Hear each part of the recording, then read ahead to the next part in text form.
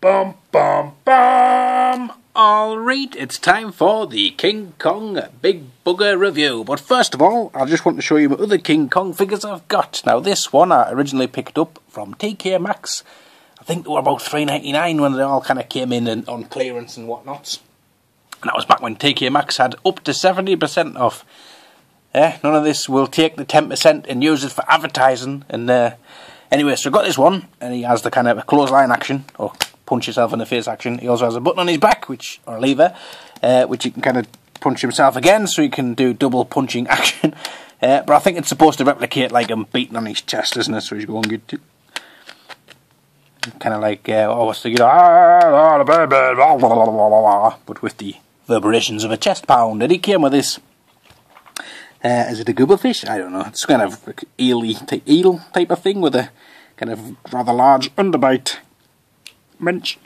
And it's pretty cool because you can kind of put him, kind of giving him a hug and wrapping it around him a bit and even making him eat it a bit. By the tail, you can kind of stick it in his mouth.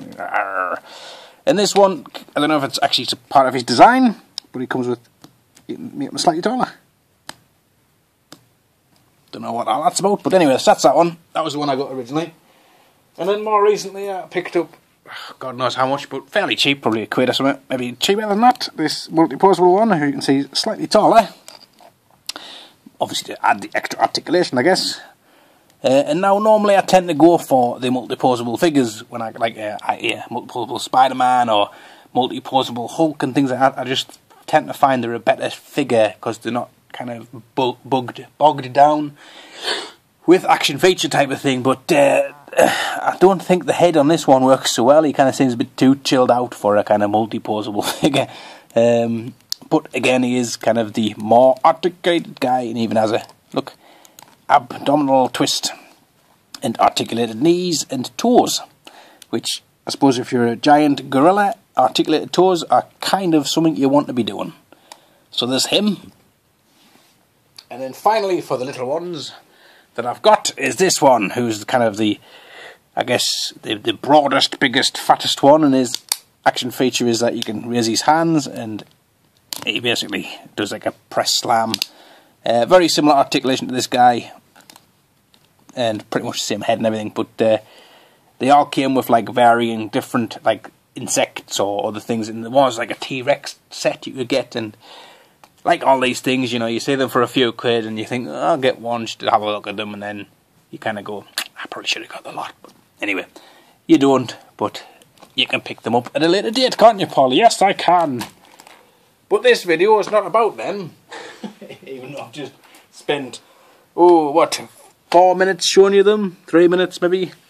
It's about this guy. Now, clearly I'm going to have to zoom this out, aren't I? Because this is what I call a King Kong. He is frippin'? Yeah, we'll stick with frippin'. He's frippin' huge. Is he in yet? Is he all in? Are you all in, mate? Just about there we go. Right. So he is actually, let's have a look at this. Are they in? Yep. He's like nearly the height of these three stood on each other's shoulders.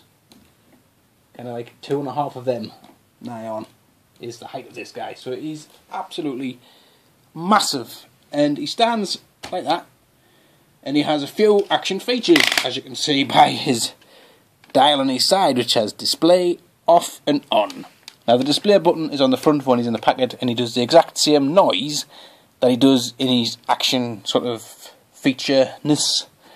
So basically that serves no purpose, because you want to see the action feature, don't you? So you switch him on, and on his back here he has a little switch and a knob.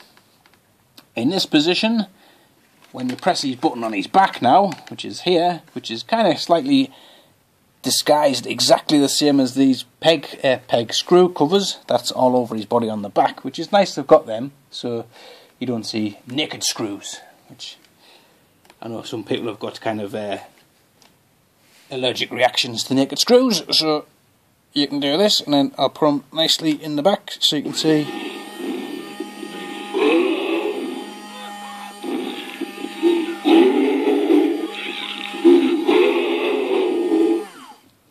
So there you go. He basically runs at you, screaming, going ooh, ah, ooh, and you can actually hear the people in the distance screaming and running for their lives. But that's not all he does have another function, and as you can see, he has wheels on the bottom of his feet, well, on his heels, I guess, so he's like them Healy trainers, aren't they? Hold on, I'll just get King Kong going along on his heelys here, woohoo! And the security guard comes along saying, "Hey, you cannot be skating round in the supermarket with them on mind." And King Kong says, "Well, I was looking for the bananas, actually." Anyway, this story just needs to end now. So, yeah, basically... Wow, such, I mean, amazing ratchets. I mean, you would expect King Kong to have amazing ratchets, I guess, but they are pretty beastly. And you can turn his hands and pull his knuckles in, and hopefully he doesn't bite your finger like he just did mine. And then you put him in this kind of position, but his head does pop back too, so he's looking up and coming right at you. And once you've done that and got him all nicely lined up, you press his button, and he then... oh no, hold on, I need to change the switch. Good job I did that before I pressed the button, although I would have looked a little bit silly. So yes, it changes the button on the back to his different mode, which is the... what do you call that? Is that crawling? Is that crawling for gorillas? Or is that just four-legged walking for gorillas? I don't know. Anyway, that's him in that pose now. And when you press the button, he basically makes the same noises, but instead of just waving his arms about at you, he kind of comes and attacks you. So we'll press the button, and here comes King Kong.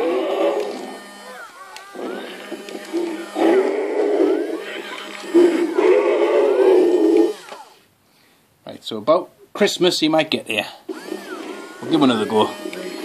Go on, King Kong, you can do it. But you can. Exit stage left. You're supposed to go right. So there you go. Now, my favourite thing with this is that you can set him up like that, and you can press his button, and he does a pretty epic, or not. I love it when they always say, "Oh, that's it, say he's going the right way this time." They always say, "Never work with children and animals. Should never work with apes." Apes and toys. Anyway, what I was trying to do, if I can find the button now, it's disguised because it's just textured like his fur. There you go, you can do an epic King Kong faceplant.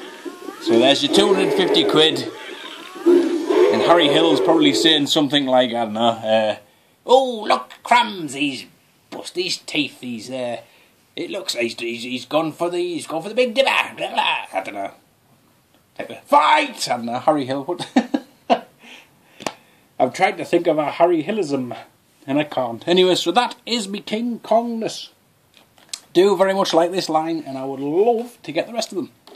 So if anybody out there comes across any King Kongs or T-Rexes that fight King Kongs, then I would very much like to trade them off you.